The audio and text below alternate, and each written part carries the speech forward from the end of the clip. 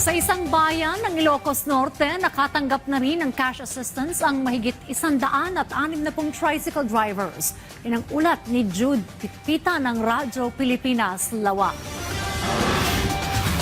Tila nabunutan ng tinik sa dibdib ang mga tricycle driver dito sa Burgos, Ilocos Norte matapos matanggap ang 5,000 pesos na tulong pinansyal mula sa Department of Social Welfare and Development o DSWD. Simula raw kasi nang umabot sa 100 pesos per liter ang gasolina, tumigil muna pansamantala sa pamamasada ang ilan sa kanila.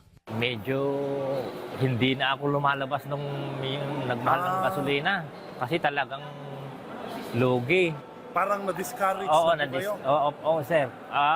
Sinubukan ko rin lumabas. Nakakita ako ng 500 maghapon. Ang gasolina ko is 450. Si Kuya Dennis naman, ipandadagdag daw sa gasolina ang natanggap niyang tulong mula sa pamahalaan, lalo na 50 pesos na lang ang kinikita ng ilan sa kanila sa pamamasada ng tricycle. Malaking tulong ito sa amin na mga tricyclean para may pandagdag pangbili ng gasolina, sir, sa pamamasada namin.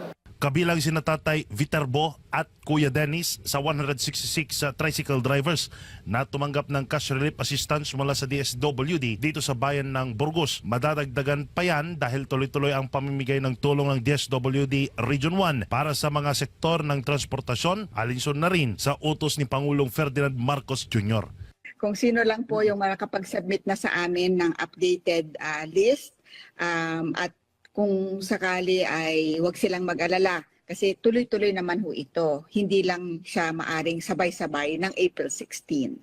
Sa gitna ng mataas na presyo ng mga produktong petrolyo, patuloy na nakaalalay ang pamahalaan sa mga driver na gaya ni na Tatay Viterbo at Kuya Dennis. Programa kung saan ramdam ng mga Pilipino ang aksyon at malasakit ng pamahalaan. Mula rito sa Ilocos Norte para sa Integrated State Media, Jude Pitpita ng Radyo Pilipinas, Radyo Publiko.